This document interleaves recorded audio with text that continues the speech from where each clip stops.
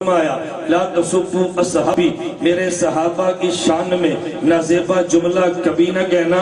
اللہ کے نبی نے یہ نہیں فرمایا میرے صحابہ کو گالیاں نہ دینا، گالی کے لیے عربی زبان میں لفظ شتمن ہے، نبی نے سبن بولا ہے، سبن گالی کو بھی کہتے ہیں، نازیبا کلمے کو بھی کہتے ہیں۔ فرمایا میرے صحابہ کی شان میں نازیبا کلمہ کبھی نہ کہنا۔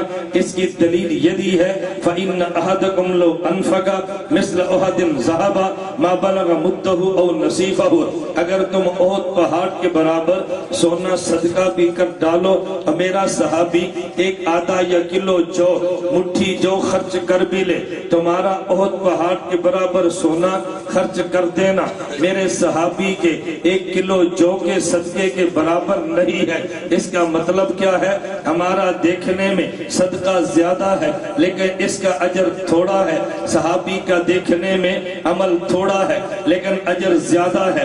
اگر عمل زیادہ اور اجر تھوڑا ہو اسے اکثر عمل لا کہتے ہیں، اگر عمل تھوڑا اجر زیادہ ہو اسے اکثر عمل لا کہتے ہیں۔ اس کا معنی یہ ہے ہم جبل احد پہاڑ کے برابر سونا خرچ کر ڈالیں ہمیں اجر ملے، ہمیں اکثر عمل لا کہیں گے۔ صحابی مٹھی جو خرچ کر لے اسے اجر ملے، اسے اکثر عمل لا کہیں گے، ہم اکثر و عملہ ہے، صحابی احسن و عملہ ہے۔ ذرا اور آگے چلیں، اللہ کے نبی کو بھی دیکھے، حضرت نوح علیہ السلام کو بھی دیکھے۔ اگر قرآن سے پوچھے جواب بھی تب بھی وہ ہے، اگر آپ سے پوچھے جواب تب بھی یہ ہے۔ حضرت نوح علیہ السلام نے کتنے سو سال امت کو دین کی دعوت دی ہے، قرآن بھی کہتا ہے 950 سال دی ہے۔ اگر آپ سے پوچھے ہمارے پیغمبر نے کتنے سال امت کو دین کی دعوت دی ہے، آپ نے 23 سال کہنا ہے۔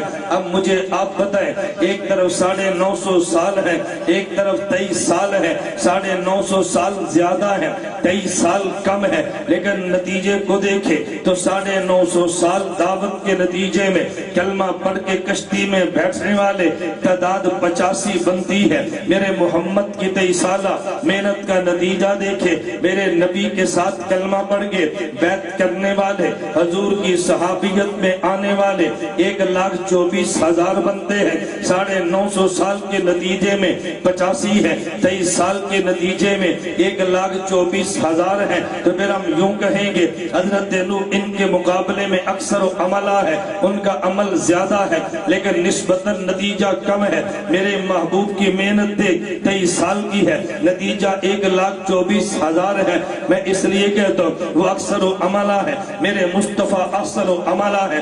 اگر تیرا ذوق تازہ ہو میں ایک جملہ یوں بھی کہتا ہوں، اگر میرے نبی کے صحابہ 1,24,000 ہے تو کل انبیاء کی تعداد بھی 1,24,000 ہے۔ کبھی غور کیا ہے نبی بھی 1,24,000 ہے، میرے مصطفیٰ کے صحابہ بھی 1,24,000 ہے۔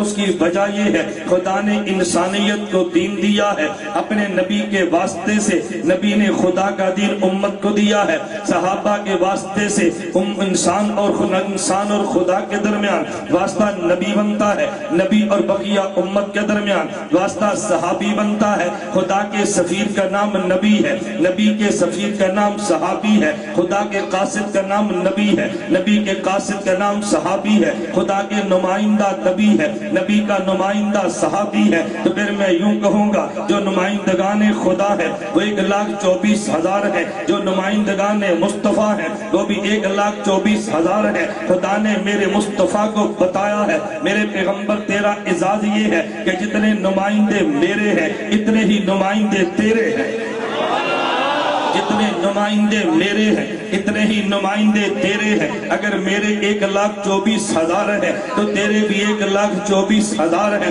اگر تیرے بعد کوئی نمائندگی خدا کا دعویٰ کرے تو وہ بھی بے ایمان ہے، اگر ان کے جانے کے بعد کوئی نمائندگی مصطفیٰ کا دعویٰ کرے تو وہ بھی بے ایمان ہے۔ جب حضور دنیا میں آئے ہیں نبوت کا دروازہ بند ہوا ہے، جب حضور دنیا سے گئے ہیں تو صحابیت کا دروازہ بند ہوا ہے۔ حضور کے آنے پہ نبوت ختم ہے، نبی کے جانے پہ صحابیت ختم ہے۔ ہم ان کے بعد کسی کو نبی نہیں مانتے تو ان کے بعد کسی کو صحابی بھی نہیں مانتے۔